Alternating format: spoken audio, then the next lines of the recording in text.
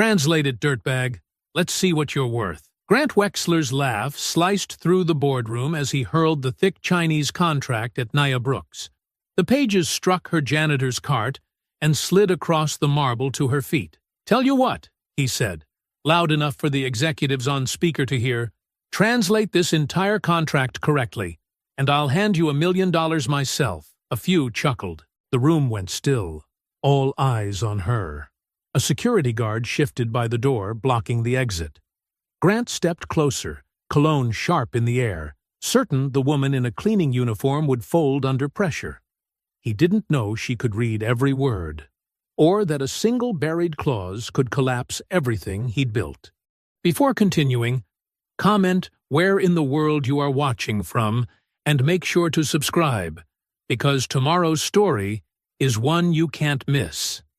The executive floor gleamed under harsh fluorescent lights as Nia Brooks guided her cleaning cart down the empty hallway.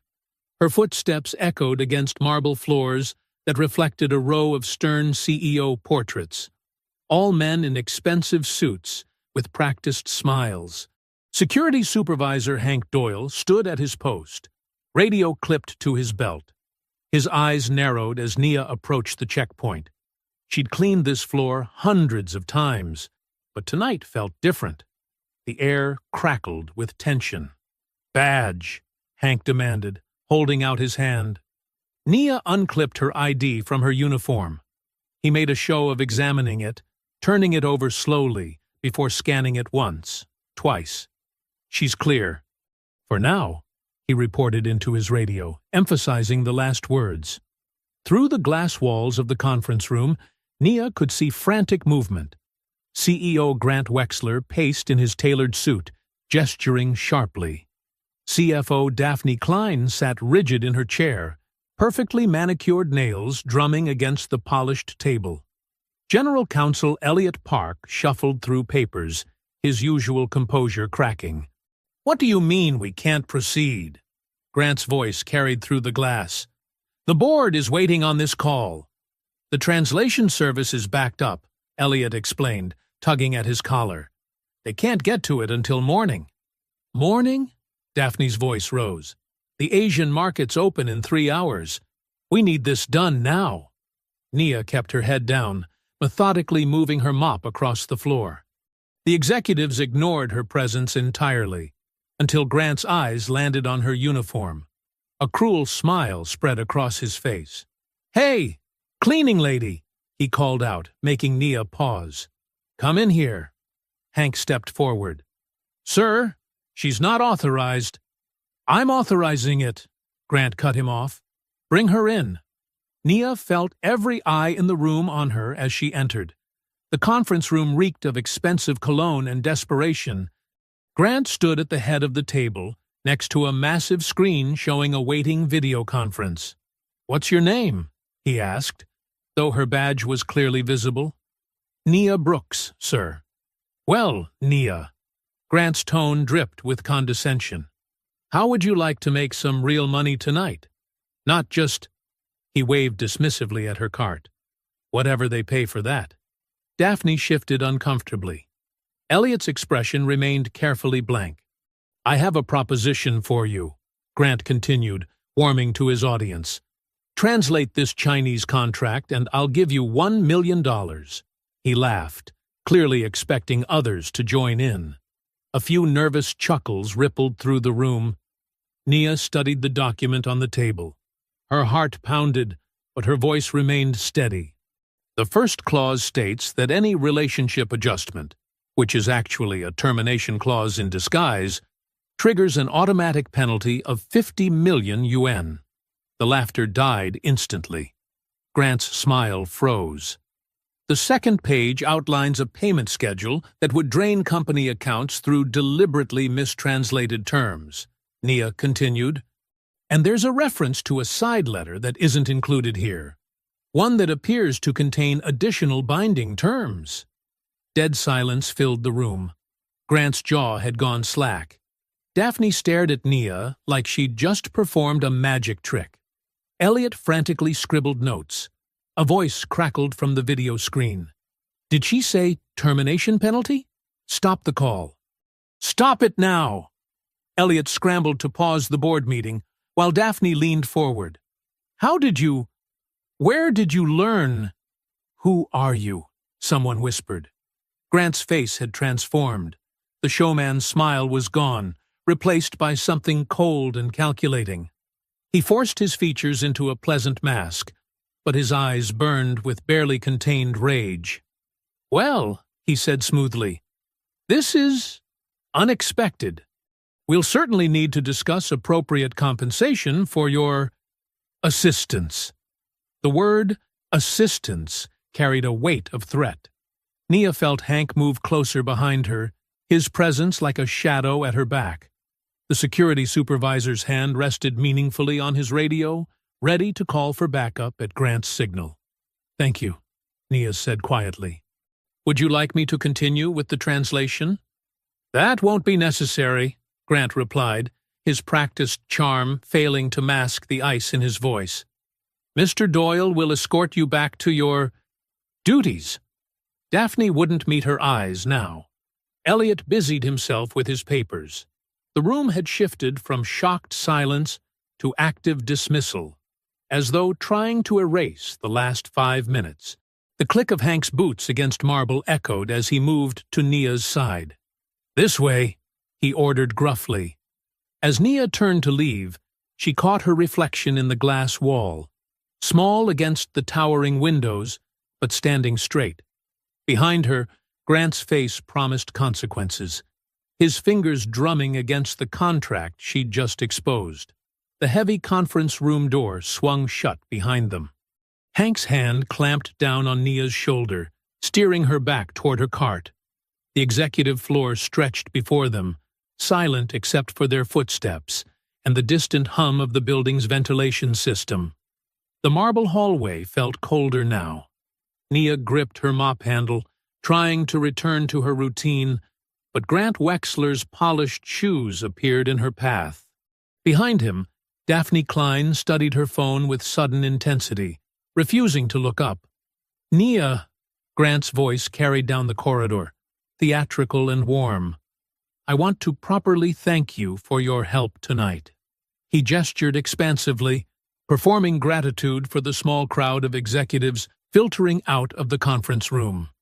That could have been quite the situation. Fluorescent lights cast harsh shadows across his face. His smile didn't reach his eyes. Just doing my job, sir, Nia replied quietly, keeping her voice neutral. About that.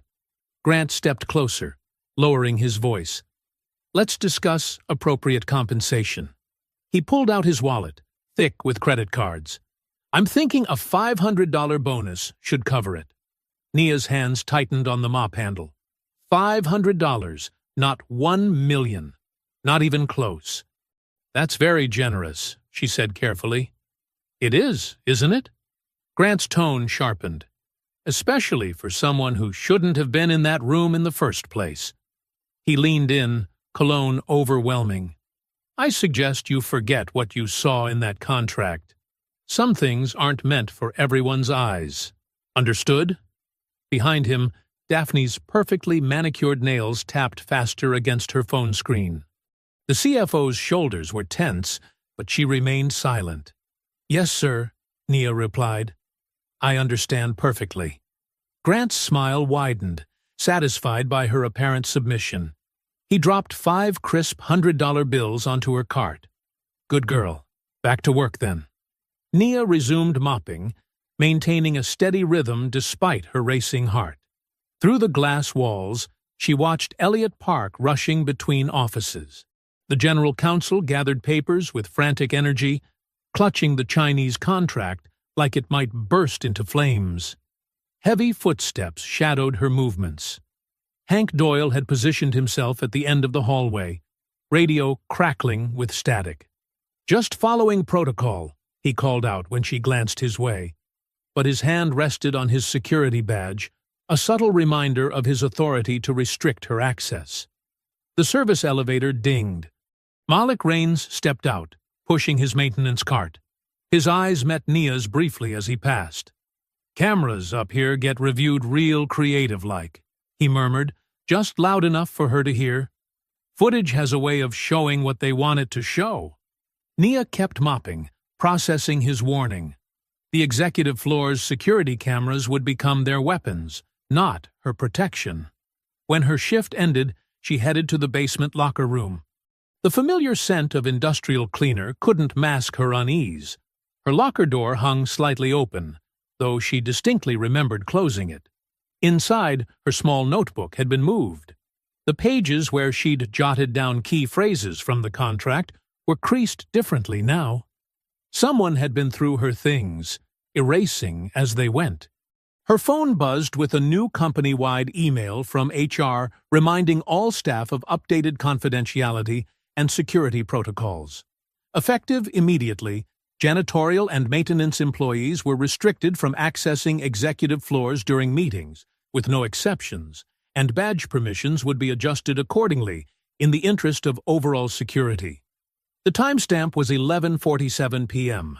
They weren't wasting any time rewriting the narrative. By midnight, Nia sat at her small kitchen table, a fresh notebook open before her. Her apartment was quiet except for the hum of the ancient refrigerator and distant traffic. The $500 bills lay untouched beside her, Grant's insult made tangible. She began writing, her pen moving steadily across the paper. The Mandarin characters took shape from memory. The hidden termination clause, the penalty triggers, the reference to that missing side letter. Her translation certification hadn't come easily. Years of study with her elderly neighbor Mrs. Liu, drinking tea and practicing characters until her hand cramped. The contract's true meaning couldn't be buried under security protocols and convenient reinterpretations, not while she could still write these words. A siren wailed somewhere in the city. Nia kept writing, filling page after page with evidence they thought they could erase.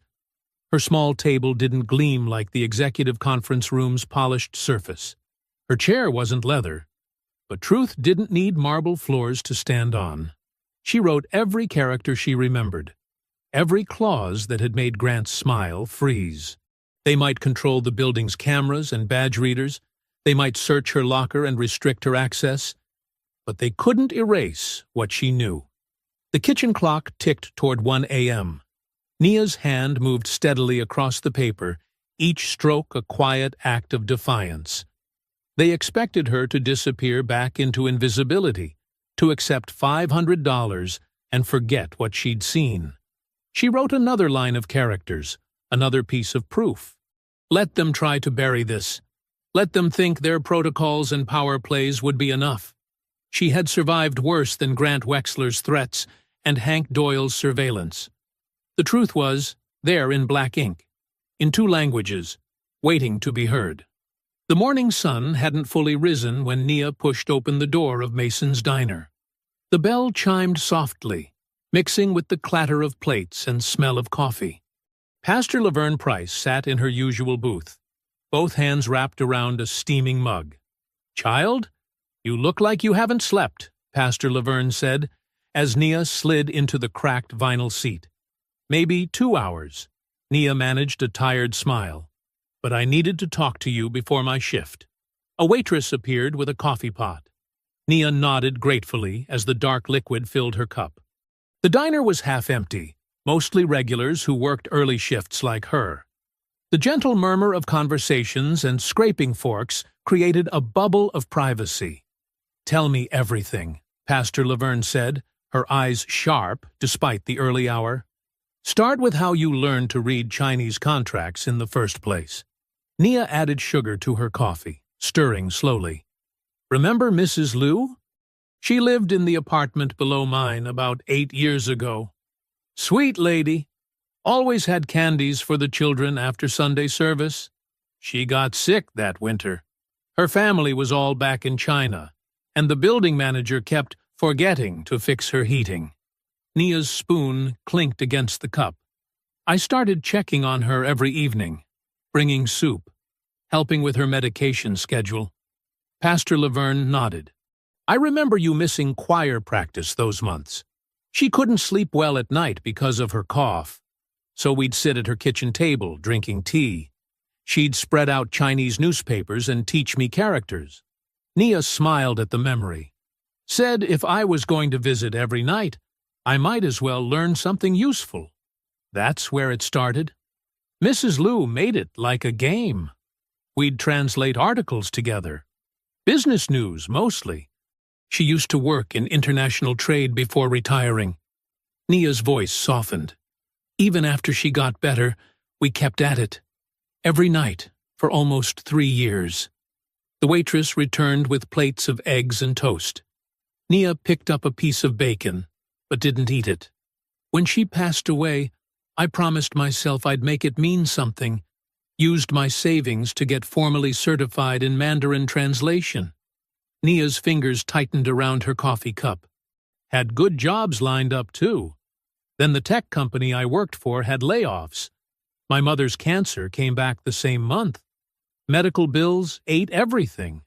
And you ended up cleaning the same offices where you could have been translating. Pastor Laverne finished quietly.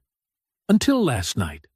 Nia pulled out her notebook, voice dropping lower. But Pastor, there's something wrong in that contract. The language they used. It wasn't just business terms. What do you mean? There were phrases about warehouse shifts and adjustment schedules. But the way they wrote it. Nia opened her notebook, pointing to characters she'd copied. In Mandarin, these words together usually mean something's being hidden. Mrs. Liu taught me to spot it. How polite business language can mask ugly intentions. Pastor Laverne studied Nia's face. Baby girl, I hear what you're saying, but you need to protect yourself first. These people already showed you who they are. I know. Nia closed the notebook. But whatever they're planning, it's bigger than one contract. The way they panicked when I started translating. Just promise me you'll be careful. Document everything. Pastor Laverne reached across the table, squeezing Nia's hand. And call me if anything feels wrong. I promise. Nia checked her watch. I should head in. Don't want to give them any excuse. The afternoon sun beat down as Nia approached the office building's employee entrance. Her cleaning cart was already loaded, supplies organized for another shift of invisible work. Brooks! Hank Doyle's voice carried across the lobby. Random security check. Nia stopped, keeping her expression neutral as the security supervisor approached. Other employees hurried past, avoiding eye contact. Badge and bag, please. Hank's tone was falsely professional, but his eyes gleamed with satisfaction. Nia handed over her ID. Hank made a show of examining it, running his fingers over the photo like checking for tampering. Bag, too. He gestured to her small backpack. New protocols. Nia unzipped her bag slowly, giving her phone time to start recording in her pocket. Hank grabbed it roughly, turning it upside down over the polished floor. Her lunch container cracked open. An apple rolled toward the entrance. Her cleaning gloves scattered across the tiles. Oops, Hank said flatly. Better pick those up. Wouldn't want anyone slipping. Nia felt eyes on her as she knelt to gather her belongings. The lobby's marble floors reflected fluorescent lights, making her feel spotlit. A group of office workers whispered by the elevator. Everything looks clear, Hank announced loudly. This time, Nia stood, carefully repacking her bag. Her voice remained steady. Thank you for your thoroughness. Just doing my job. Hank's radio crackled. Oh, and Brooks? You'll need to clock in at the security desk from now on. New system flag on your file. At the desk, Nia watched the guard type her ID number. The screen flashed red before accepting her punch-in. Above her name, bold letters warned, Security Concern. Her phone was still recording in her pocket, capturing every word, every shuffled step, every pointed silence. They wanted her humiliated. Instead, she felt each moment crystallizing into evidence. The cleaning cart's wheels squeaked as she pushed it toward the service elevator. Her lunch was crushed, her apple bruised, but her hands remained steady. Let them think they'd won this round. Let them believe their petty cruelties would make her disappear. The HR office felt colder than the rest of the building. Nia sat in an uncomfortable chair, facing 3 people who wanted her gone. HR Manager Tessa Rowan, with her practiced sympathetic smile, General Counsel Elliot Park clutching a stack of papers, and Security Supervisor Hank Doyle blocking the door like a guard. Afternoon sun slanted through vertical blinds, creating prison bar shadows across the desk. "Miss Brooks," Tessa began, folding her manicured hands, "we need to discuss a serious breach of company policy." Nia kept her posture straight, her face calm. "What breach would that be?" Elliot Park cleared his throat. "You accessed highly confidential materials without authorization during last night's executive meeting." "I was invited into that room," Nia said, "by Mr. Wexler himself. Being physically present doesn't grant you permission to view or translate sensitive documents," Elliot countered. "The company could pursue criminal charges for corporate theft." Tessa leaned forward, her voice dripping with fake concern. "We don't want it to come to that. We're offering you an opportunity to resolve this quietly." Elliot slid 2 documents across the desk. The first was thick with legal language, an NDA. The second was a single page showing a severance amount that wouldn't cover 2 months' rent. "Sign today," Elliot said, "and we can all move forward without unnecessary complications." Nia studied the amount, letting the insult sink in. After saving them from a contract disaster, they thought they could buy her silence with pocket change. "People like you don't understand the stakes here," Tessa said softly, each word landing like a slap. "This is a Fortune 500 company. We have entire legal departments, resources you can't imagine." "I understand perfectly," Nia replied, "but I'll need time to review these documents with my attorney." Hank pushed off from the wall, his boots heavy on the carpet. "The building has cameras everywhere, Brooks. Security footage can tell all kinds of stories." "Is that a threat, Mr. Doyle?" "Just explaining how things work." He grinned. "How they've always worked. I'd like a copy of my personnel file," Nia said, turning back to Tessa. "It's my legal right to request it." Tessa's smile tightened. "Unfortunately, our records department requires 30 business days to process such requests, and given the current situation, any file access would need special security clearance." "I see." Nia gathered her bag, careful not to let her hands shake. "Then I'll need that same time to review these documents properly." "Ms. Brooks," Elliot's voice hardened, "this offer expires today. We're trying to be generous here. Generous would be honoring the $1 million translation offer Mr. Wexler made in front of witnesses." Nia stood, "Or at least not threatening me for doing exactly what he asked."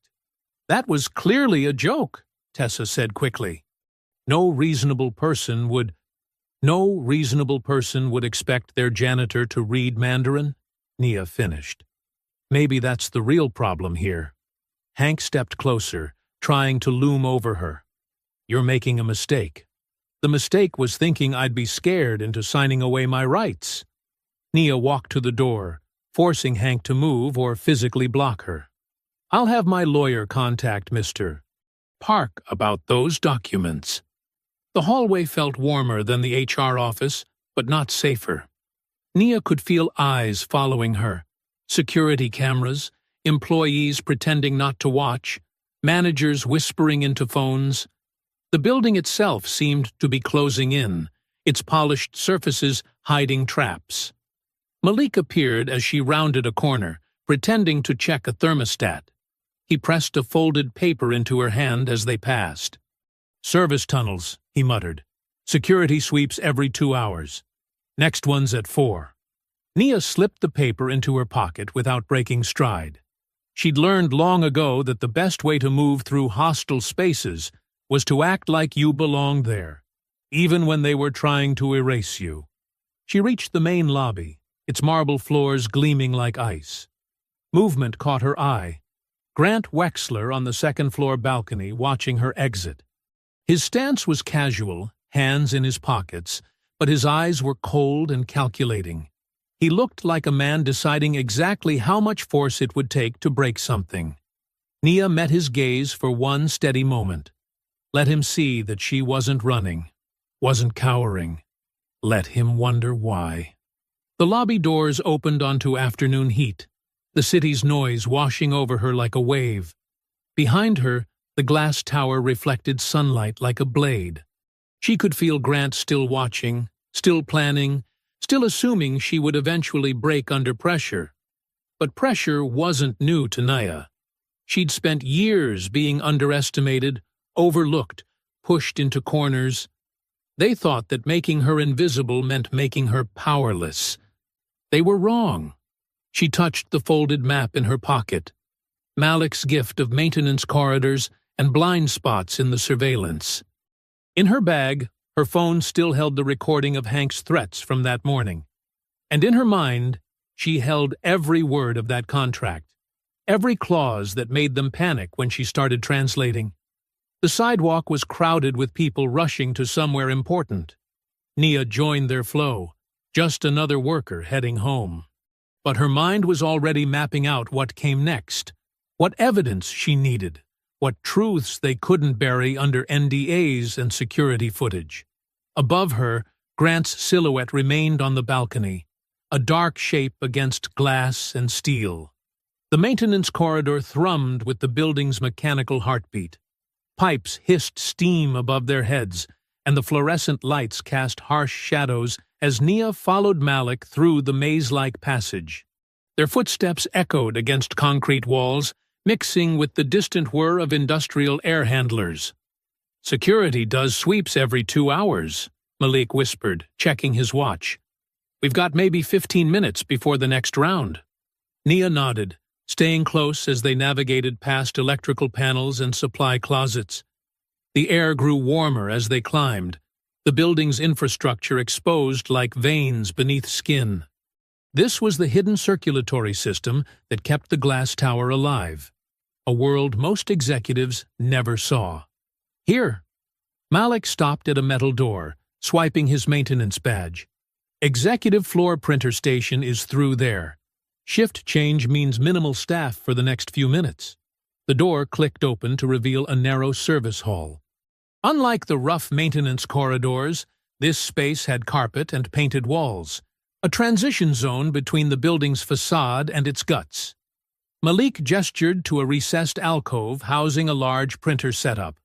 "I'll watch the entrance," he said. "Make it quick."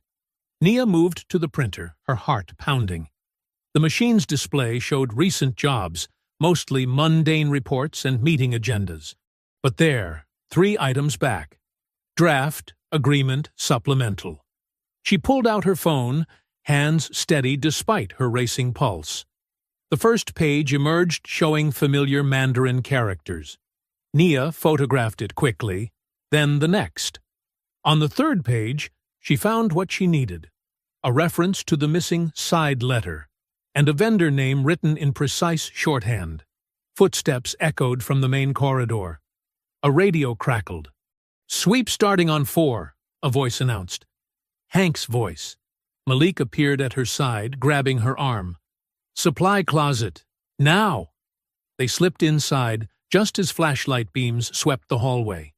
Through the thin door, Nia could hear multiple sets of boots, and the metallic click of radio transmissions. "Check the printer logs," Hank ordered. "And all the access panels." Nia held her breath, pressing deeper into the darkness between shelves of cleaning supplies.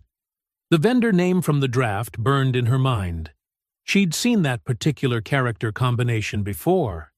It followed a pattern used by shell companies to obscure ownership through translation. A hand tried the closet door. Locked. Footsteps moved past. "Clear on this section," someone reported. "Moving to West Wing." They waited 2 more minutes before Malik eased the door open. The hallway was empty, but they could hear the security team in the distance. "We need to move," he whispered. "Your badge should still work on the service exit." They retraced their steps through the maintenance corridor, moving as quietly as possible. At the final security door, Nia swiped her badge. Red light. Access denied. She tried again. Same result. "They must have flagged you already," Malik said, checking. "Sweep team will be circling back soon." Nia pressed against the wall, mind racing. They were trapped on the wrong side of the door, in a section she technically shouldn't be in. If security found them here... Footsteps approached from the other side. Malik pulled her into a shadow. The door beeped. Someone exiting. A delivery worker pushed through, arms full of packages. Nia caught the door before it closed, slipping through with Malik right behind her. They emerged into the regular corridor, just as radio static echoed from around the corner. "Split up," Malik muttered. "I'll see what I can find out about your access." Nia walked calmly to the elevator, her phone heavy with evidence in her pocket. The vendor name wasn't just a business partner, it was a front, part of a scheme that went beyond one bad contract. The patterns matched known tactics for hiding illegal operations, routing them through poor neighborhoods where people had less power to fight back. Grant wasn't just protecting a deal. He was protecting an entire pipeline designed to harm communities like hers. In her car, hands shaking slightly now that she was alone, Nia pulled out her phone. She typed a message to Pastor Laverne. "This isn't just business. It's targeted." The pastor's response came quickly. "Are you sure?" Nia stared at the building rising against the night sky, its windows still bright with activity. Inside those glass walls, Grant and his team were probably already working to close any gaps, erase any traces, silence any voices that might expose the truth. She thought about the vendor name, about shell companies and hidden supply routes, about neighborhoods treated like sacrifice zones by people who never had to live with the consequences. "Yes," she typed back, "and I'm going to prove it." The building loomed in her rear-view mirror as she drove home, its lights reflecting off other towers like cold stars. They thought money and power made them untouchable. They thought threats and security sweeps could keep their secrets safe. But Nia had spent years being invisible in their world, watching and learning. She knew their language, not just Mandarin, but the careful phrases they used to hide harm behind policy. The way they turned buildings into weapons, using badges and cameras and access controls to enforce silence. Now she would use that knowledge to fight back, not just for herself, but for every person they thought they could sacrifice for profit. Her phone buzzed with another message from Pastor Laverne. "Come see me tomorrow. We'll make a plan." Nia pulled into her apartment complex. The familiar cracked concrete, a stark contrast to the tower's marble floors. Tonight, she would translate every character she'd photographed, mapping the connections they tried to hide in language barriers and legal walls. The lobby time clock display blinked 5:58 a.m. as Nia swiped her badge. Instead of her usual schedule, a red message flashed, "Schedule update. See supervisor." Her stomach tightened. After yesterday's maintenance corridor incident, she'd expected retaliation. But the speed of it still caught her off guard. Hank Doyle emerged from the security office, clipboard in hand and satisfaction darkening his face. "Schedule change, Brooks. Operational needs." He emphasized the words like they were bullets. "You're reassigned to public restrooms, all floors." The assignment was calculated humiliation. Public bathrooms meant constant exposure, harder cleaning, and the most demeaning work they could find. It was punishment wrapped in procedure. "I need you to sign this acknowledgement," Hank continued, holding out a form. "And we'll be conducting random spot checks of your cleaning supplies." "New protocol." Nia signed without argument, her face carefully neutral. She'd learned long ago not to give men like Hank the reaction they craved. "Oh, and Brooks," Hank called as she turned to leave. "Make sure you stay in your assigned areas. Security cameras are watching." The threat hung in the air as Nia collected her cart. The lobby's marble floors reflected morning light, making everything look polished and professional. But underneath that shine, she could feel the building's machinery shifting to crush her. Throughout the morning, Hank's random checks found her like clockwork. Every hour, he or one of his officers would appear, demanding to inspect her cart or verify her location. Other employees hurried past, avoiding eye contact. During her first break, Nia sat alone in the staff room, translating the vendor name she'd photographed. The characters followed a pattern she recognized, using formal business terms to obscure ownership. Cross-referencing it with shipping schedules mentioned in the contract revealed a pattern: late-night deliveries, always through specific access points. "Hey!" Malik's voice was barely above a whisper as he passed her table. "Loading bay, 10 minutes." The loading bay hummed with industrial fans when Nia arrived. Malik stood between stacked pallets, checking his phone with practiced casualness. "Those shipments you asked about?" he said quietly. "They come through here every Thursday night. No regular manifest, special handling instructions. Always rerouted through the warehouse on Martin Luther King Boulevard, Nia's neighborhood, where property values were low and complaints rarely made it past local news. Security's tight those nights," Malik continued. "But something's off. The wait listings don't match what we see, and the paperwork's always rushed through." A door opened somewhere, and they separated quickly. Nia returned to her cart, pulling out her phone. She'd saved the number for Renee Caldwell, an employment attorney recommended by Pastor Laverne. Her fingers hovered over the keypad before pressing call. "Caldwell Legal Services," a crisp voice answered. "I need to speak with Renee Caldwell about workplace retaliation," Nia said, "and possibly corporate fraud. Ms. Caldwell has an opening at 7:40 this evening. Will that work?" "Yes," Nia confirmed, watching Hank patrol past with his ever-present clipboard. The rest of her shift unfolded like an exercise in endurance. Co-workers who'd once shared lunch breaks now found reasons to leave when she entered the break room. An HR memo circulated about legal sensitivity and limiting non-essential communication with certain staff members. Evening brought a corporate event to the upper floors. Music and laughter drifted down as executives and clients celebrated something Nia would never be invited to understand. She scrubbed bathroom tiles while designer shoes clicked past, their owners looking through her like she was part of the fixtures. Grant's voice carried from the hallway, warm with practiced charm. "The partnership represents our commitment to global excellence." Nia's hands kept moving, steady and mechanical, as she thought about what excellence meant to men like Grant. How many communities would pay the price for his global vision? How many people would be treated as invisible, disposable, erasable? At 7:15, she clocked out under Hank's watchful gaze.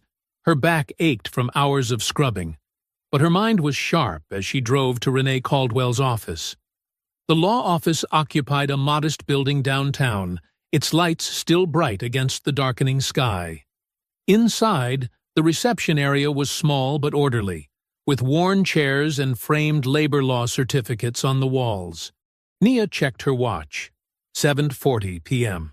She clutched her folder of photos and notes, evidence collected between bathroom shifts and security sweeps.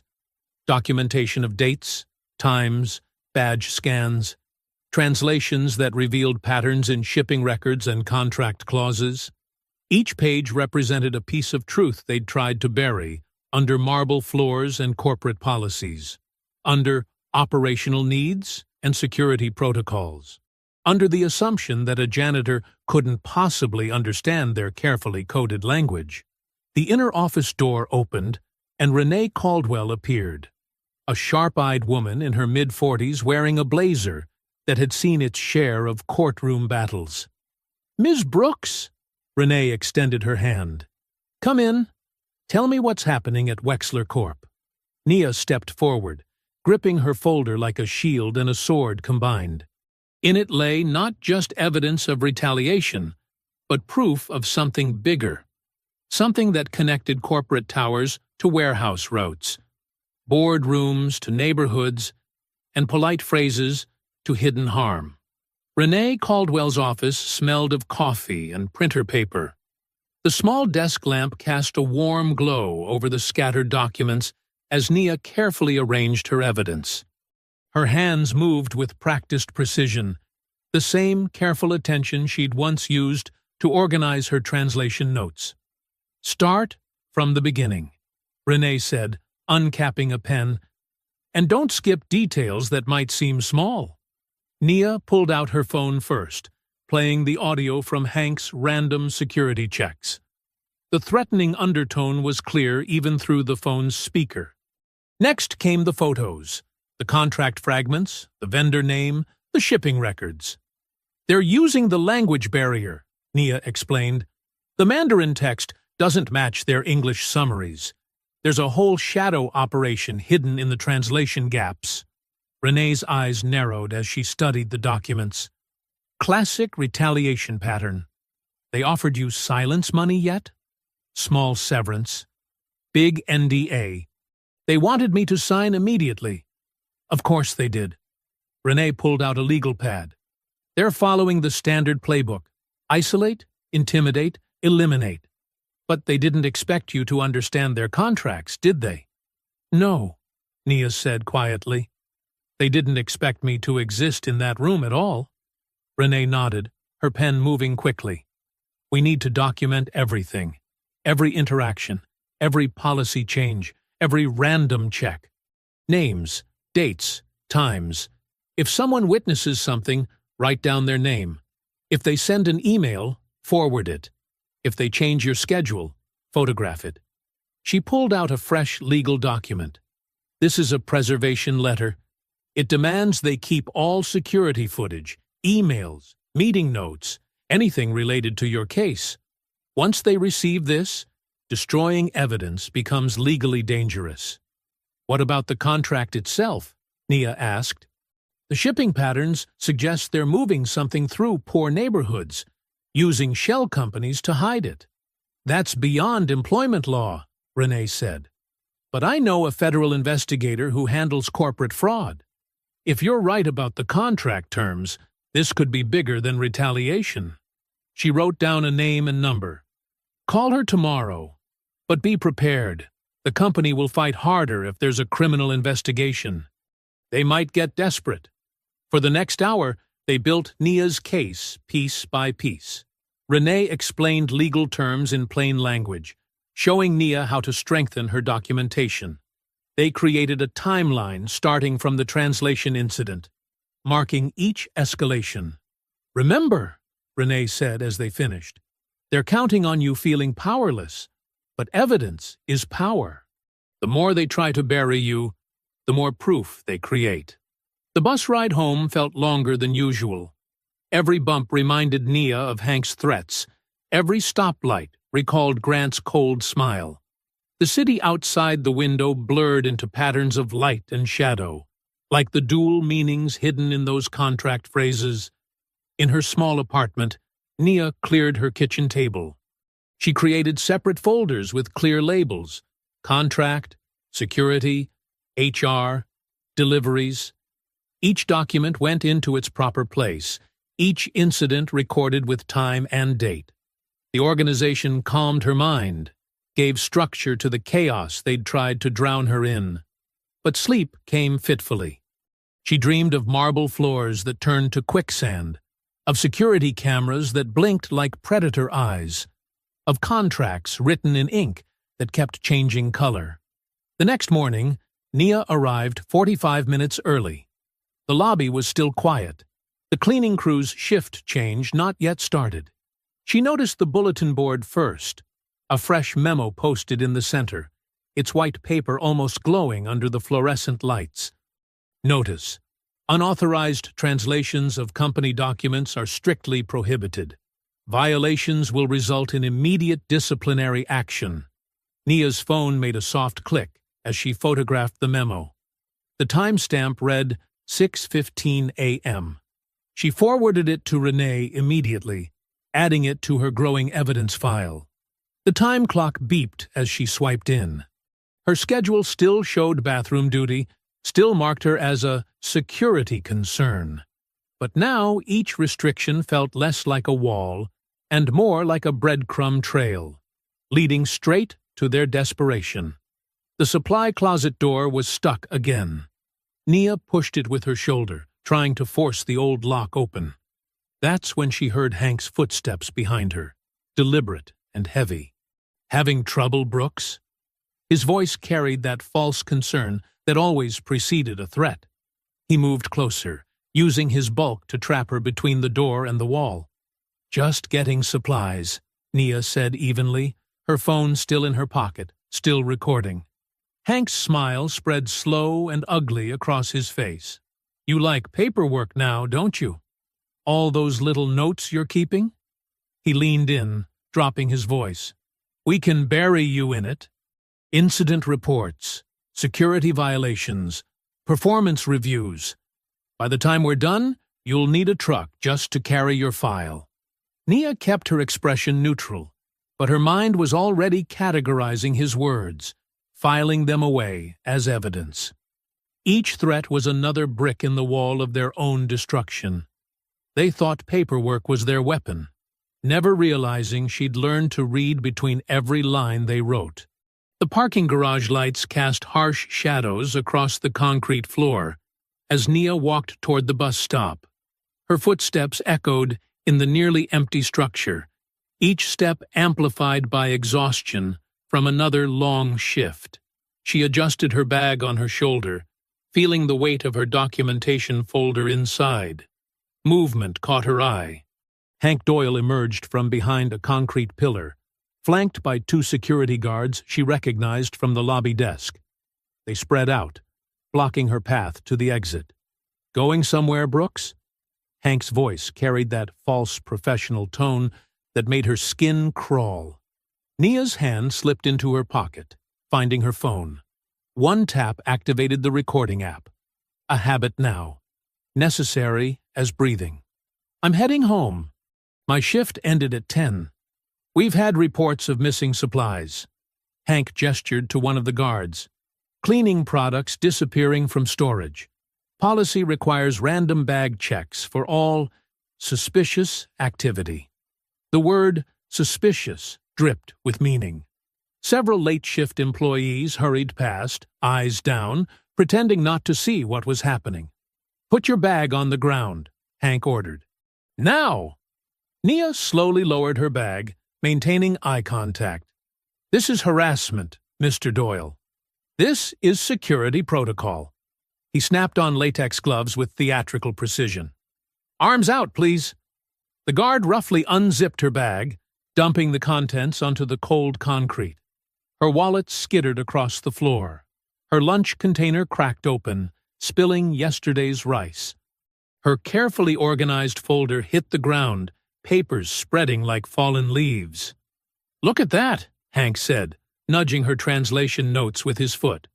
"More unauthorized documents. On company property. Those are my personal notes." Nia's voice remained steady, even as her hands trembled with rage. "I have a right to my own property." "On your knees," Hank ordered. "Pick it up." All of it. A small crowd had gathered at a safe distance, watching. Some filmed with phones, but no one stepped forward.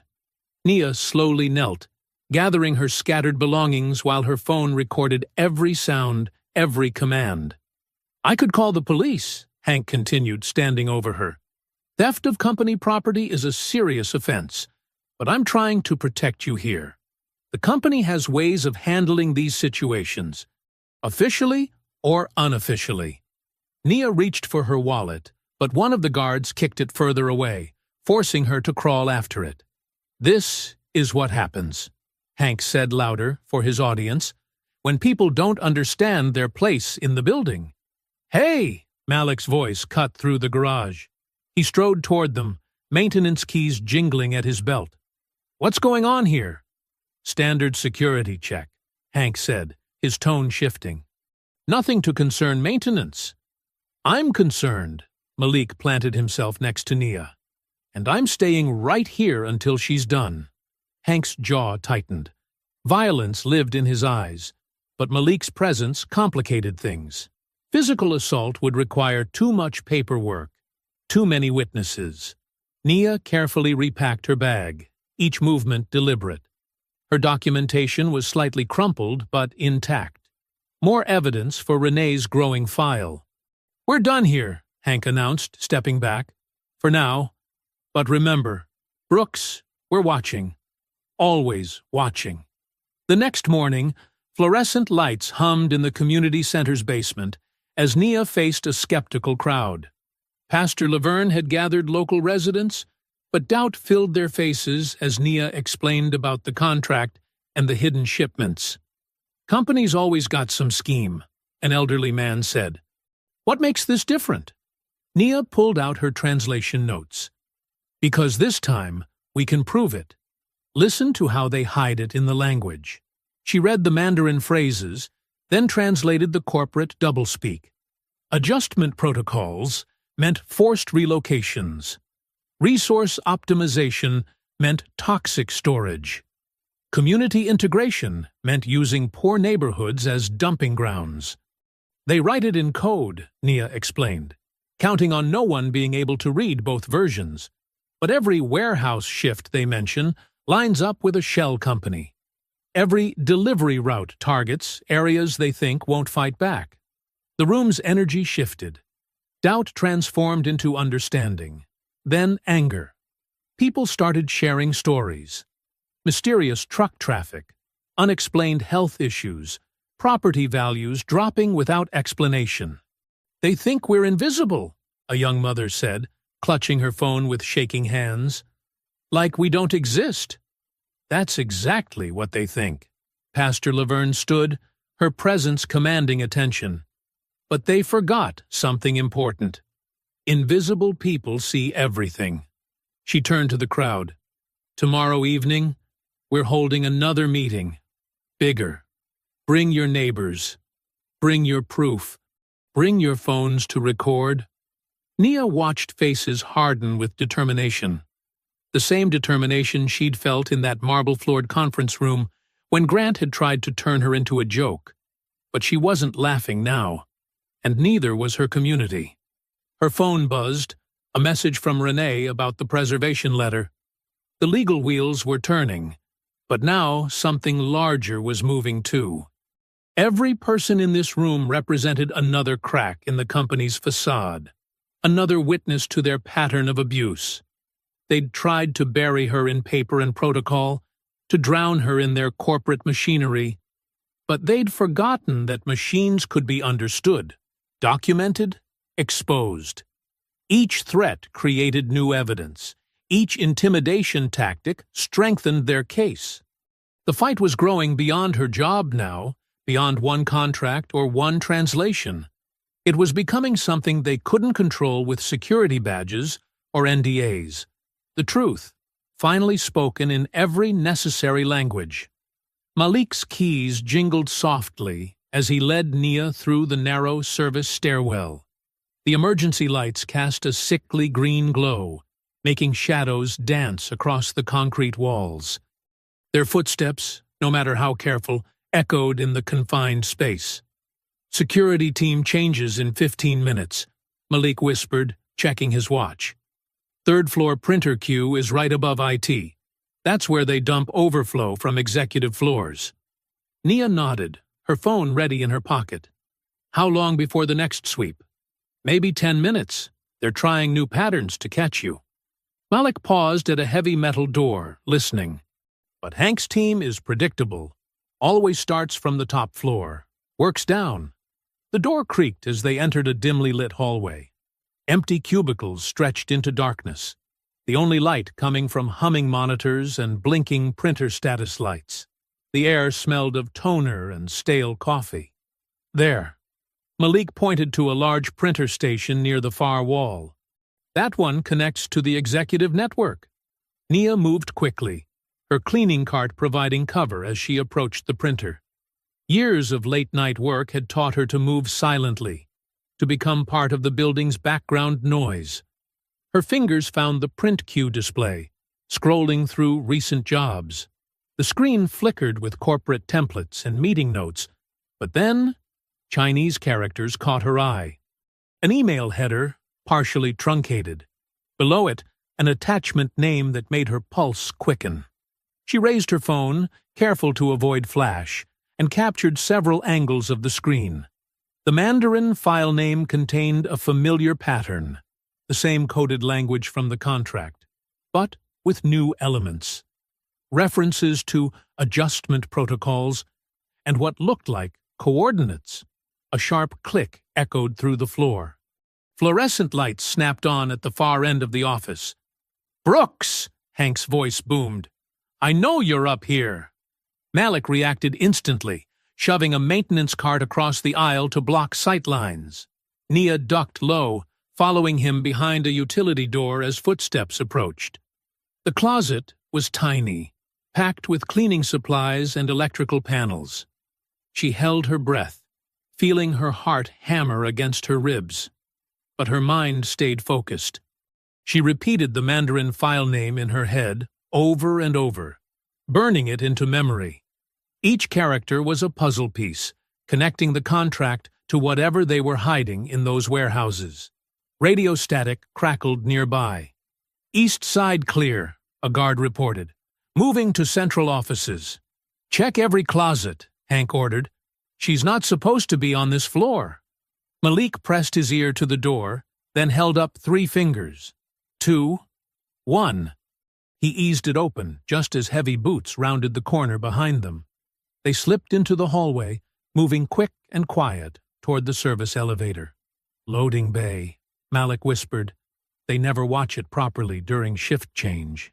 They emerged into the cavernous loading area just as a delivery truck backed up to the dock, its beeping providing cover for their footsteps. A security guard turned the corner behind them, but Nia was already moving through a group of workers unloading boxes. She kept her face down, blending with the routine chaos of evening deliveries. Nia's hands shook as she checked her phone, making sure the photos had saved. The file name was clear enough to read, proof that whatever operation they were running, it connected directly to the executive floor. "Go," Malik urged, gesturing toward the side exit. "Community's waiting." Nia hurried through the evening air, her comfortable shoes carrying her quickly down familiar streets. The church hall lights glowed ahead, and she could see people filing in, carrying phones and papers. Some held children's hands, others clutched medical bills or property records. Pastor Laverne stood at the entrance, greeting each person by name. Her eyes widened when she saw Nia's face. "You okay, child? You're breathing hard." "Had to take the long way," Nia managed, trying to slow her racing heart. She refused to let fear show on her face. These were her neighbors, her community. They deserved steady strength, not panic.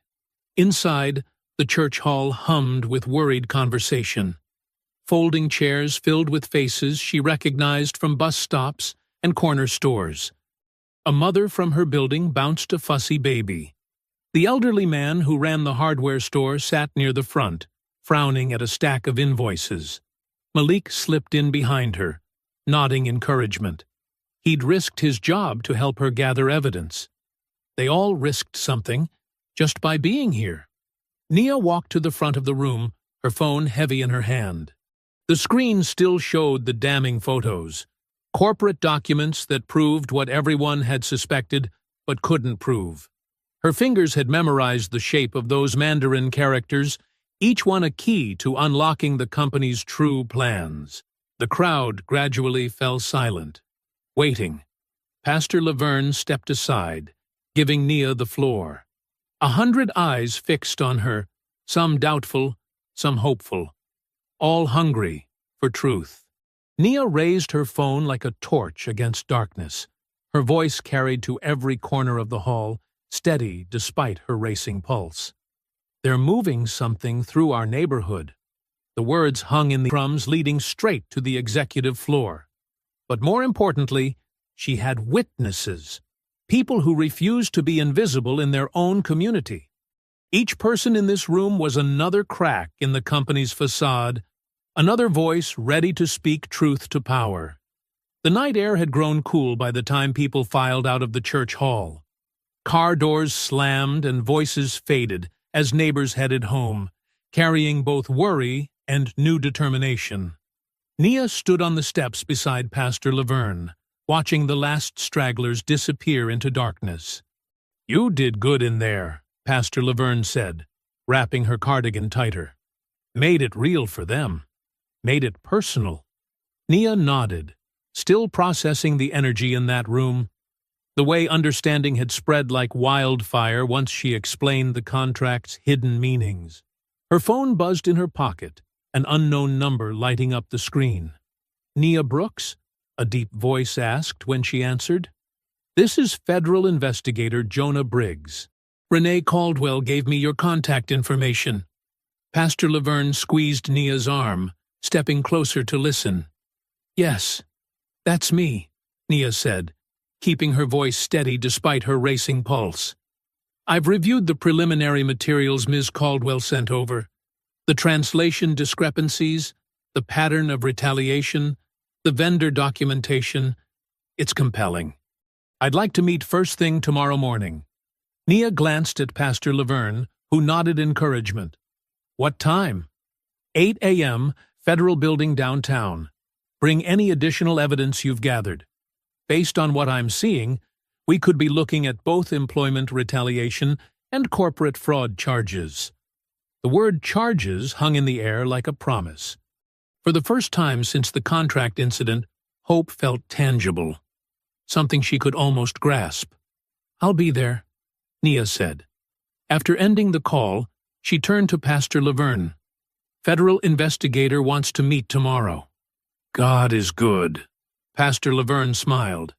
"But be careful getting home. They're watching closer now." Nia took a different bus route than usual, scanning for familiar faces or cars that might follow. Her small apartment felt like a sanctuary when she finally locked the door behind her. She spread her evidence across the kitchen table.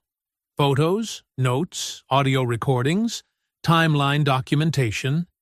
Everything organized by date, backed up digitally, ready to hand over. The clock read 1:47 a.m. when she finally lay down, but sleep proved elusive. Her mind raced with Mandarin characters and security camera angles, with Grant's cold smile and Hank's heavy footsteps.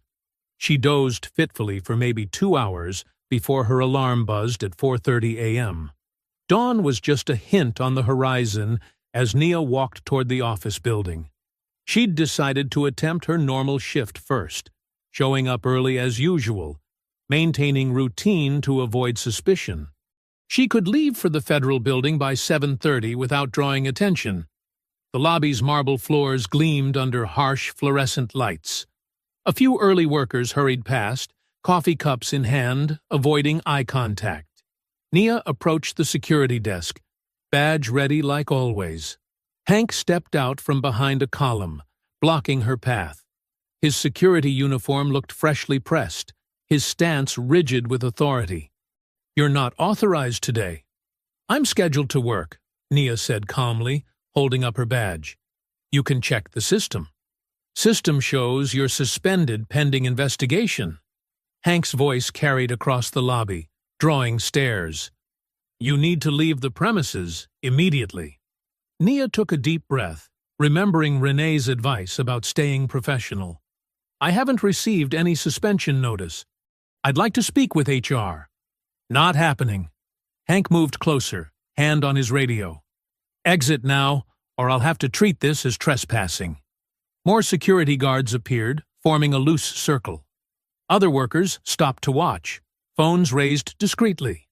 Nia recognized faces she'd cleaned around for months, people who'd smiled, thanked her, shared break room small talk. Now they stared like she was a stranger. A threat. "I'm leaving," Nia said clearly, turning toward the door. "I'm walking out calmly."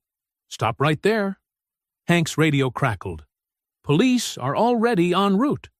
2 officers entered through the revolving door, hands on their belts. Nia's heart pounded as they approached, but she kept her voice steady. "I'm an employee here. There's been a misunderstanding. Ma'am, building security has reported an unauthorized individual refusing to leave," one officer said. "Please put your hands behind your back." The cold click of handcuffs echoed in the marble lobby. Nia caught her reflection in the glass doors, her neat work clothes, her carefully maintained composure, all twisted into a criminal scene. Workers hurried past, eyes down, as if her very presence had become toxic. Movement on the mezzanine caught her eye. Grant Wexler stood at the railing, watching with the same calm expression he wore in board meetings. No surprise, no anger, just cool satisfaction, like everything was proceeding according to schedule. The officers led her outside, past morning commuters who paused to stare and whisper. A news van had already arrived, camera focused on her face. The timing was too perfect to be coincidental. In the back of the police car, then in the holding cell, Nia maintained her dignity. She recited translation certificate numbers in her head, focused on breathing steady, refused to let them see fear. A small TV mounted high in the corner blared morning news. Her own face appeared on screen, her employee ID photo beside bold text. "Disgruntled worker arrested." The anchor's voice cut through cell block noise. "Accused of stealing confidential documents after being passed over for promotion." The world seemed to tilt sideways. They weren't just arresting her, they were rewriting her entire story, making her invisible again, but worse, making her wrong, criminal. Everything she'd built, every truth she'd uncovered, twisted into a cautionary tale about knowing her place. The holding cell's fluorescent lights buzzed overhead, casting harsh shadows across the concrete floor.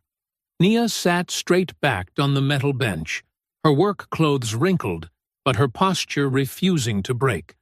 Hour after hour, she replayed each moment like a film reel. The badge scan, Hank's practiced intimidation, the handcuffs bite, Grant watching from above. She'd stayed calm through it all. Even when they'd stripped her of her phone, her dignity, her freedom, she hadn't given them the satisfaction of seeing her crack. "Brooks," a guard called around midnight. "Your attorney's here." Renee Caldwell stood at the processing desk, her suit as crisp as if she were headed to court. Her expression carried both anger and determination as she guided Nia through release paperwork. "Emergency hearing," Renee explained, her pen scratching rapidly across forms. "Judge wasn't impressed with their trespassing story, especially given your active employee status. But the company's spinning this hard and fast." Outside in the night air, Pastor Laverne and Malik waited by Renee's car. Pastor Laverne wrapped Nia in a fierce hug, while Malik paced, his maintenance uniform still on from his shift. "Look at this," he said, holding out his phone. The screen showed a security system page, Nia's badge history. "They're already altering records, making it look like your access was revoked weeks ago." Nia pulled out her own phone, restored from property collection. The banking app flashed red. Account temporarily frozen. Legal notice pending. "They filed a claim saying you violated a settlement agreement," Renee explained, her voice tight with controlled fury. "The same agreement you refused to sign." "They're trying to starve me out," Nia said quietly. The night felt heavy around them, the streetlights casting uncertain shadows. "We don't panic," Renee stated firmly. "We don't lash out. We get what they can't spin away. That side letter and those internal emails showing intent. Once we have those, their whole house of cards collapses." Pastor Laverne touched Nia's arm. "I made some calls while you were inside. Remember my friend from the Interfaith Council? The one who works with international adoption agencies?" She paused. "She knows someone we need to meet. Mei Lin Zhao." Malik looked up from his phone. "The translator? The one who exposed that tech company's contract fraud last year?" "The same," Pastor Laverne nodded. She specializes in legal accuracy certification. If she validates your translation under oath, they can't dismiss you as confused or mistaken. Her reputation carries weight.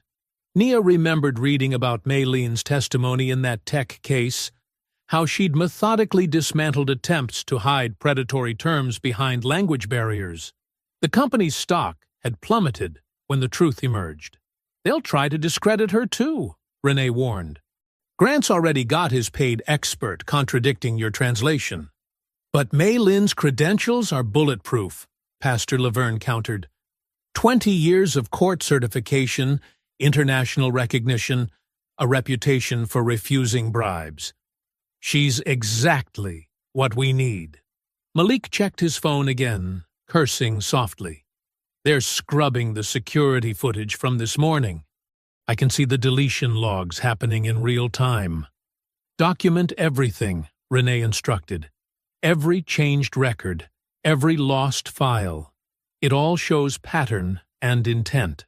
Nia stood silent for a moment, feeling the weight of the past 24 hours in her bones.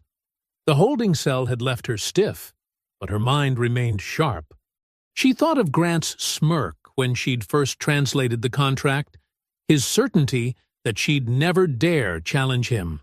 She thought of Hank's practiced intimidation, designed to make her small.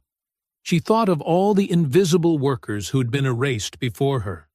I stayed calm, she said finally, when they handcuffed me, when they marched me out like a criminal, when they tried to make me ashamed. She looked at each of her allies in turn. I stayed calm because I know what I read in that contract. I know what they're hiding, and I know exactly who I am. Pastor Laverne squeezed her hand. And who is that, child? Someone who earned every skill they tried to dismiss. Someone who sees through their polite words to the cruelty underneath. Nia's voice grew stronger. Someone who won't disappear just because they find me inconvenient. I'll contact Maylene tonight, Pastor Laverne said. She'll want to review everything you've documented so far. We'll need a secure place to meet, Renee added. Somewhere they can't monitor or interrupt. My church office, Pastor Laverne offered. We've hosted labor organizers there before. We know how to watch for surveillance. Malik checked his watch. I need to head back for night shift. I'll keep tracking their digital cleanup attempts, see what else I can preserve. The group tightened their circle, speaking in low voices as they planned next steps. The company's machinery was vast and ruthless, designed to grind down resistance through 1,000 small cruelties. But they'd made a critical mistake. They'd assumed Nia was alone. She looked at her phone's frozen bank screen, then at the faces of her allies. Her voice came out steady and clear. Bring Maylene. I'm done being a ghost. Morning sunlight streamed through the blinds in Renee Caldwell's modest law office, casting thin stripes across stacks of legal documents.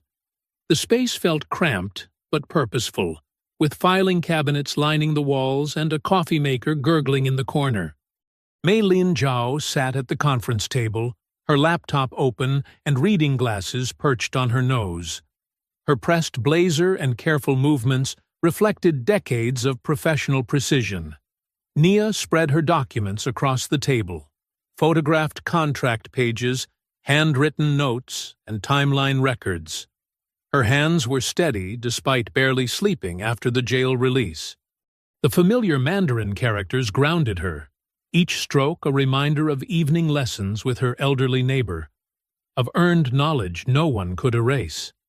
Maylene adjusted her glasses and began reviewing, her finger tracing each character methodically. This section here, she said, pointing to a particularly dense paragraph. The phrasing is very specific. They've used relationship adjustment instead of termination, a common tactic in predatory contracts. Renee leaned forward.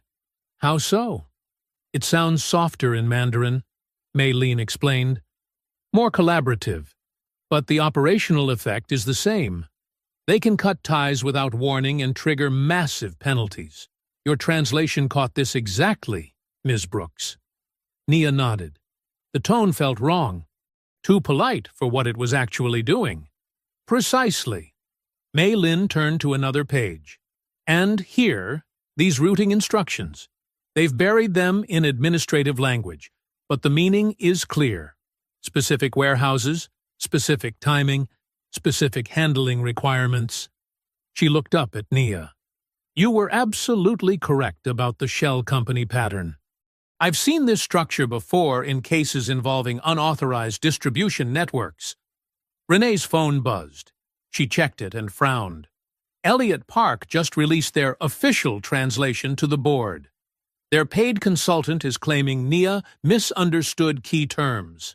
Mei Lin's expression hardened. Show me. Renee forwarded the document. Mei Lin scanned it, her frown deepening with each paragraph. This is deliberately deceptive work. They've taken advantage of Mandarin's contextual nature to strip away implications while maintaining literal accuracy.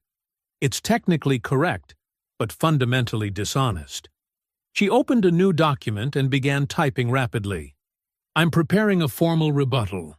I'll break down exactly how they've manipulated meaning through selective interpretation. This kind of linguistic sleight of hand is precisely what damages trust in professional translation. Can you certify your analysis? Renee asked. We'll need it for the court filing. Absolutely. I'll include my credentials and relevant case history where I've testified about similar manipulation. Mei Lin's fingers flew across the keyboard. They're counting on no one being able to challenge their expert. That was their mistake. While Mei Lin worked, Renee drafted emergency motions on her laptop. I'm filing for evidence preservation, especially their security footage. We need those badge scans, the HR meeting, that garage search, everything they're trying to delete. The printer logs, too, Nia added. They'll show when the contract drafts were processed. Good thinking, Renee nodded. I'm also subpoenaing their email servers before they can accidentally lose anything else. Mei Lin looked up from her analysis. This routing language, it's almost identical to a case I worked on in Seattle. That company also tried to hide distribution patterns in administrative terminology. The prosecutors were very interested in the pattern once we decoded it. Speaking of prosecutors, Renee checked her watch. Nia has a meeting with Investigator Briggs in 2 hours. We should get you home to clean up first. Nia touched her wrinkled clothes, suddenly aware she was still wearing yesterday's outfit from the arrest. Yes, a shower would help. I'll have this analysis completed and certified before your meeting, Mei Lin promised. With this and your original translation, they can't dismiss the pattern as coincidence or confusion. They gathered the documents carefully, Renee making copies of everything. The morning sun had climbed higher, burning away the shadows in the office. Nia felt her exhaustion, but stood straight. Professional eyes were finally seeing through professional lies. At her small apartment, Nia showered quickly and changed into fresh clothes. She forced down some toast and coffee, knowing she needed fuel for the day ahead. Her phone buzzed with messages from Pastor Laverne and Malik, checking on her after the arrest. The support steadied her. The federal building downtown loomed in steel and glass, its security desk staffed by actual federal officers instead of corporate guards. Investigator Jonah Briggs met her in a plain interview room, his suit rumpled but his eyes sharp. I've reviewed everything you sent, he said, spreading files on the table. And I've seen the company's response pattern. The arrest, the account freeze, the altered records, it's textbook retaliation escalation. They're trying to bury the contract issue under process and procedure, Nia said. Classic tactic. Jonah nodded. But they've actually strengthened the case by being so aggressive. This much effort to discredit you? They're scared of what you found. He studied Mei Lin's newly arrived analysis. This helps significantly. A certified translator backing your interpretation changes the game. They can't dismiss this as a simple misunderstanding anymore. Jonah leaned forward, his voice serious. Ms. Brooks, if we can secure that side letter and find an internal email chain showing they knew about these implications. He paused significantly. This moves from allegation to indictment. They've given us the pattern. Now we just need the proof they knew exactly what they were hiding. The evening air hung heavy in the deserted restaurant parking lot. Sodium lights cast sickly orange pools between empty spaces, making shadows stretch like accusing fingers. Daphne Klein's silver Mercedes sat alone in the corner, its engine off, but interior lights glowing. Inside, the CFO's manicured hands trembled as she held her phone, staring at the number she'd rehearsed calling a dozen times that day. Her finger hovered over the keypad. She'd always been careful, strategic, rising through ranks by knowing when to speak and when to look away. But Grant's words from their earlier meeting echoed in her head. Someone will have to explain this to the board. His smile had been pleasant, but his eyes had fixed on her like crosshairs. Daphne pressed the numbers, blocking her caller ID. Each ring felt like a hammer against her carefully constructed world. Caldwell Legal Services, Renee's voice answered, professional but guarded. I need to talk about Grant Wexler, Daphne said, her polished tone cracking. About the contract and what's really happening. Silence stretched for 3 seconds. Who am I speaking with? Daphne Klein, CFO. She swallowed hard. Grant's going to make me take the fall when this collapses. He's already moving pieces, reassigning my staff, redirecting my access, isolating me from key meetings. Why should I believe you're actually Daphne Klein? Because I know where the side letter is. Daphne's voice shook. And I know what Grant told us to do with the shipping records. Across the parking lot, hidden behind a restaurant dumpster, Nia Brooks stood with Malik Raines, watching the Mercedes through the gathering darkness. Renee had positioned them there before taking the call, ensuring multiple witnesses, but maintaining safe distance. The side letter exists? Renee's voice remained measured. In a private legal folder, encrypted. Daphne's composure cracked further. Grant made us create special documentation protocols, separate from normal channels. He said it was for competitive security. But really, it was to hide the pattern, Renee finished. Yes, Daphne's breath hitched. I can't. I won't meet inside the building. He has people watching everything. But I have copies, digital files, the letter, emails, instructions about sanitizing language. What do you want in exchange? Protection. The word came out raw. When this breaks, I need assurance I won't be the only one facing consequences. I'll give a statement. Full cooperation. But I need it in writing that my assistance will be considered. Renee's tone remained steady. I'll need to verify the documents first. Then we can discuss terms for witness cooperation. I understand.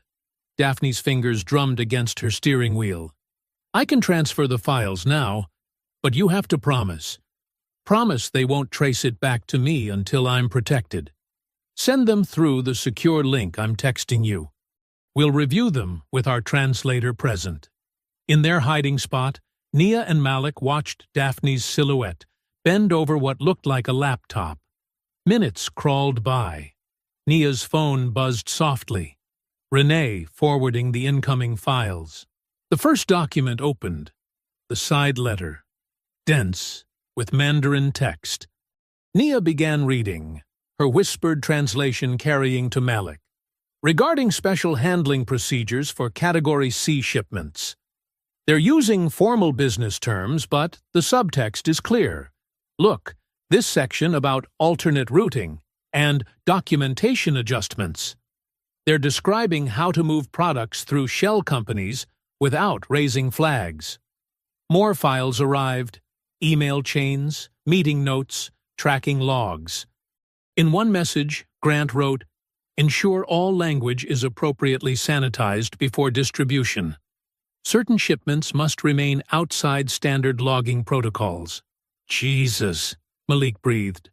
Nia kept translating, her voice steady despite the growing weight of what they were uncovering. The Mandarin sections revealed layers of meaning. Innocent phrases that, properly understood, outlined a deliberate scheme to bypass regulations and conceal distribution patterns. In her car, Daphne had begun to cry, quiet, controlled sobs that shook her shoulders. "I told myself it was just business," she said into the phone, "just numbers on spreadsheets. But when I saw which neighborhoods they routed through, those are real families. Real children. We'll need you to put that in your statement," Renee replied. "The human impact matters. I'll write it now. Everything I know. Everyone involved." Daphne wiped her eyes, smearing expensive mascara. "Grant can't. He can't just erase people who get in his way anymore." Nia finished reviewing the last document, her translation confirming what they'd suspected. A coordinated effort to hide harmful practices behind language barriers and corporate paperwork. Renee's voice carried clearly through the phone. "This isn't just your case now.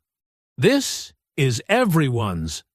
The parking lot felt different now, the shadows no longer threatening but revealing, the silence no longer empty but full of turning points. In her car, Daphne began typing her statement, each word a brick pulled from the wall of her former loyalty. Near the dumpster, Nia and Malik stood witness to power shifting in real time, while through the phone, Renee prepared to transform evidence into justice. The courthouse hallway gleamed under fluorescent lights, its marble floors almost as pristine as the executive suite where this all began. Nia Brooks stood straight-backed beside Renee Caldwell, her attorney's presence a steady anchor against the morning's tension. Mei Lin Zhao reviewed translation notes one final time, while investigator Jonah Briggs leaned against a wall, his federal badge catching occasional glints of light. The elevator chimed, and Grant Wexler emerged with a fleet of corporate lawyers. Their shoes clicked against marble in perfect rhythm, expensive suits and practiced smiles creating a wall of confidence. Grant's own smile seemed carved from ice, perfect, cold, and entirely artificial. "Remember," Renee murmured to Nia, "let them throw their first punch. They'll be expecting fear." Inside the courtroom, Grant's legal team went straight for character assassination. Their lead attorney, Richard Morton, stood with theatrical concern. "Your Honor, Ms. Brooks repeatedly accessed restricted areas without authorization," Morton declared.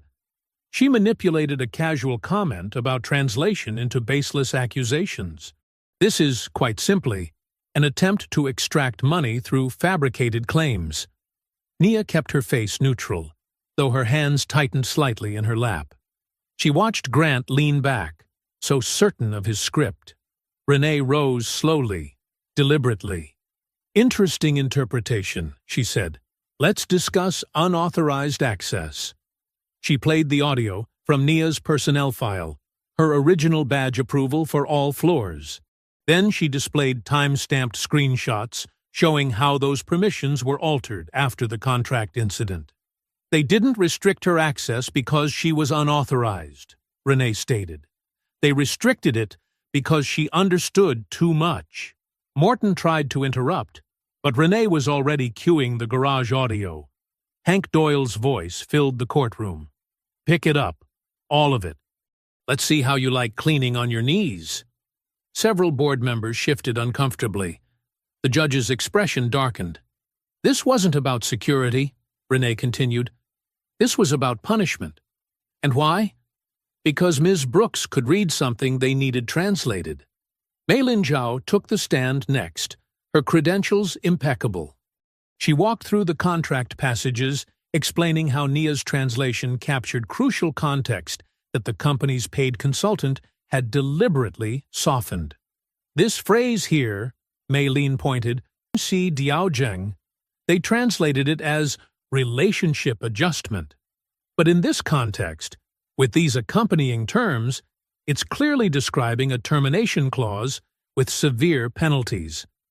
The consultant's version removes all the teeth. And you're certain of this interpretation? The judge asked. Absolutely. Maylin's voice carried calm authority. The pattern is familiar. I've seen similar phrasing used to obscure punitive clauses in other contracts. Ms. Brooks's translation was not only accurate, it likely saved the company from a devastating financial trap. Grant's leg began bouncing under the table.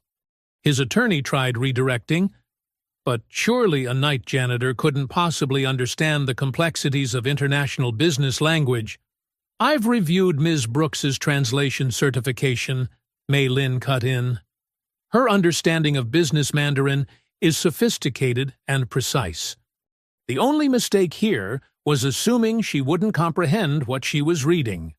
Jonah Briggs presented next, laying out a timeline connecting the contract language to suspicious shipping patterns and shell company structures. The side letter's instructions about documentation adjustments matched known fraud indicators. These weren't random business decisions, Jonah explained. The language choices reveal deliberate attempts to conceal certain activities. This is absurd, Grant suddenly burst out, rising from his chair. She's a janitor who got lucky with some basic phrases. She should know her role instead of— Mr. Wexler, the judge's voice cracked like a whip. You will sit down and wait to be recognized. Your Honor, I'm the CEO of a major— Sit down. Grant sat, his charm cracking into visible anger. The judge turned to him directly. Since you're eager to speak, let's address the initial incident. Did you or did you not publicly challenge Ms. Brooks to translate this contract? It was clearly a joke. Yes or no, Mr. Wexler? Grant's jaw tightened. Yes. And did you offer a specific sum of money for this translation? It wasn't meant to be taken. The amount, Mr. Wexler, through clenched teeth. $1 million.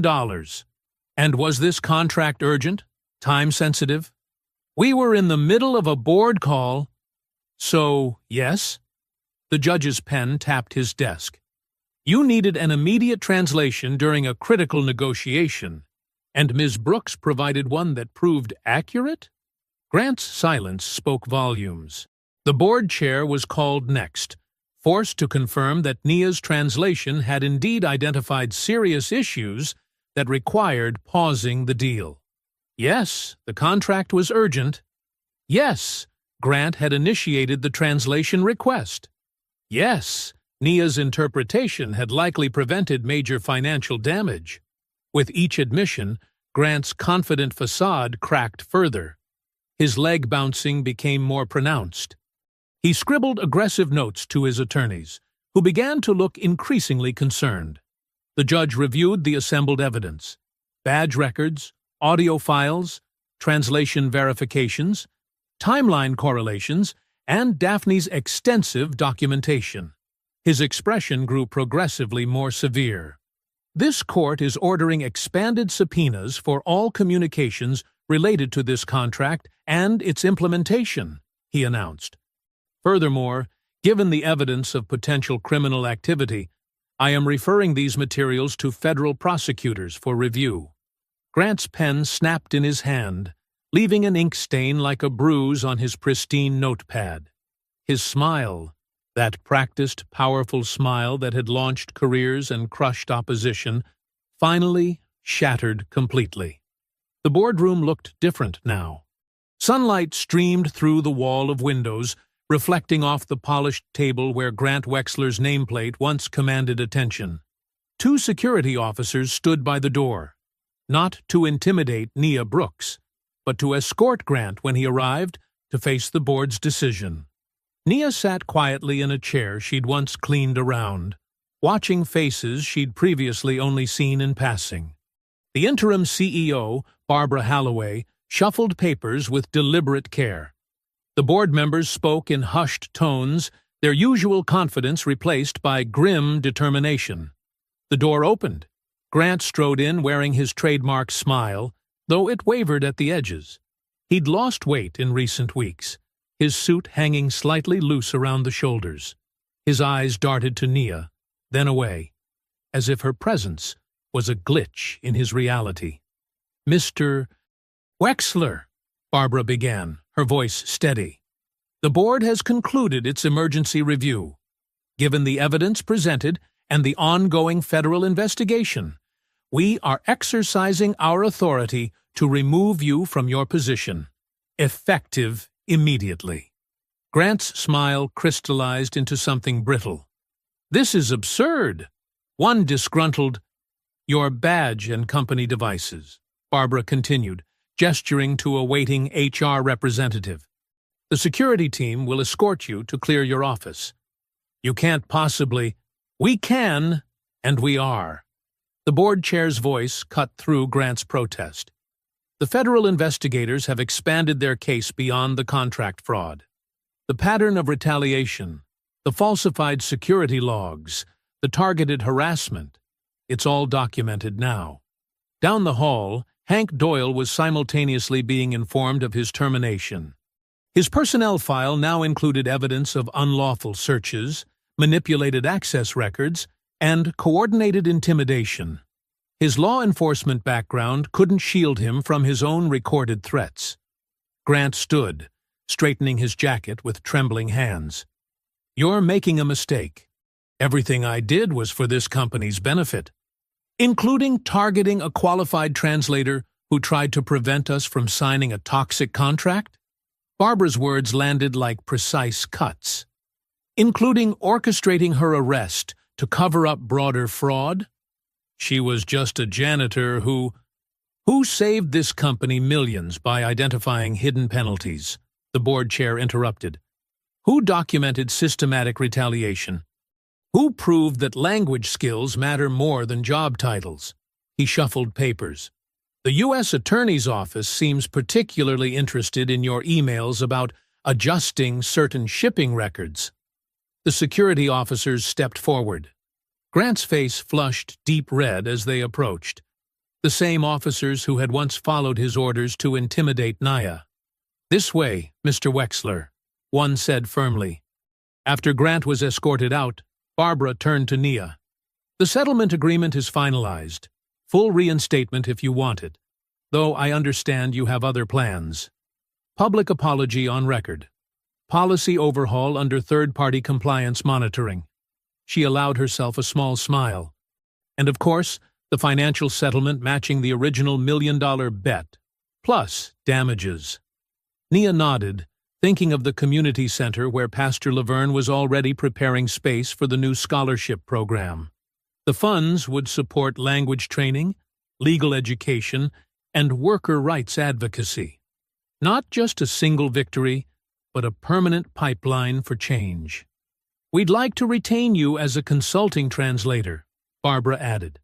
"Your skills are clearly valuable to this company."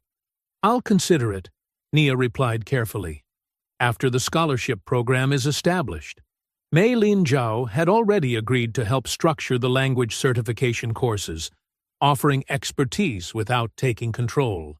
"Your vision," she'd told Nia. "I'm just here to amplify it." Renee would oversee the legal components, turning her battle experience into practical training. Malik had successfully leveraged the scandal to secure stronger union protections, ensuring future workers would have real defense against institutional abuse. The settlement signing took less than an hour. Nia's signature looked steady on the page. Not a surrender document like they'd first tried to force on her, but a testament to consequences finally flowing upward. Later that afternoon, Nia walked the marble corridor one last time. Her footsteps echoed differently now. No cart to push, no forced silence to maintain. The folder in her hands read "Scholarship Winners," its weight full of possibility rather than burden. She passed the supply closet where Hank had once cornered her, now just another door. The security desk where her badge had been scrutinized stood empty during shift change. The elevator didn't require special permission anymore. Near the executive suite, she caught her reflection in the glass walls. The same person who had mopped these floors now stood straight-backed in professional attire, holding the power to reshape opportunities rather than beg for them. Not because someone had rescued her, but because she had refused to be erased. A cleaning crew member pushed a cart past, and Nia nodded in acknowledgement. The woman nodded back without lowering her eyes. One of the first benefits of the new union contract was that maintenance staff could look directly at executives without fear of reprimand. The portraits on the walls would be changing soon. Grant's carefully curated image would come down, replaced by new leadership photographs that included diverse faces and backgrounds. But more importantly, the invisible barriers, the ones built from quiet cruelty and systemic dismissal, had already begun to crumble.